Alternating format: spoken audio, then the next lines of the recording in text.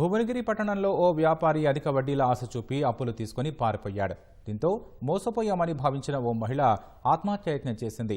కుటుంబ సభ్యులు సదరు మహిళను చికిత్స నిమిత్తం జిల్లా కేంద్ర ఆసుపత్రికి తరలించారు. మోసపోయామని తెలుసుకున్న మహిళలందరూ తమ గోడును వెళ్లబోసుకున్నారు. పట్టణంలో రుద్ర ట్రేడింగ్ పేరుతో మసాలా, డ్రై ఫ్రూట్ వ్యాపారాన్ని అరిగి రాధాకృష్ణ, అతని కుమారుడు 10 ఏళ్లుగా నిర్వహిస్తున్నారు. వారి వద్ద పనిచేసే ఉద్యోగులను, పట్టణ ప్రజలను వ్యాపార విస్తరణ పేరుతో మభ్యపెట్టి అధిక వడ్డీల ఆశ చూపి డబ్బులు తీసుకున్నారు. 3 రోజులుగా వ్యాపారి రాధాకృష్ణ, అతని కుమారుడు అవినాష్ కనిపించకుండా పోయారని, ఫోన్లు కూడా స్విచ్ ఆఫ్ అని వస్తున్నాయని బాధిత మహిళలు వాపోయారు. సామాన్ తెచ్చుకుంటా, ఇస్తా బుజ్జి, మీ దండం పెడతా, జర ప్లీజ్ బుజ్జి అంటే నేను మందికన్నా తెచ్చిచ్చిన. ఆఖరికి మా ఫోన్ కార్డు మీద కూడా 2 లక్షలు తెచ్చిచ్చిన.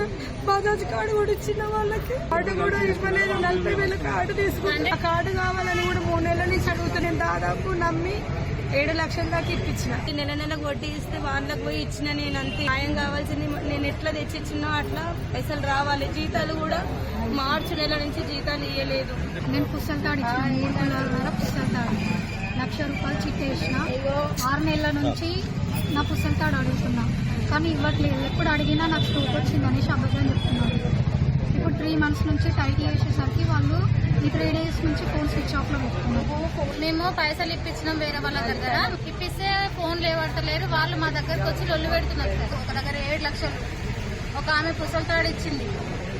మళ్ళీ మాకు 3 నెలల సంది జీతాలు కూడా ఇస్తలేదు సార్. సరిగా తను ఇస్తుందని ఇంట్రెస్ట్ తెలియకుండానే ఇచ్చినాం సార్. 2 నెలలకు ఇస్తా అన్నాడు. 2 నెలలు పోయింది, 3 నెలలు పోయింది, 6 నెలలకు వచ్చింది.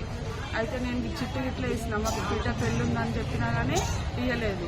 వచ్చే లాస్ట్కు బతలాడితే అప్పుడు ఇచ్చిండు 3 లక్షలు.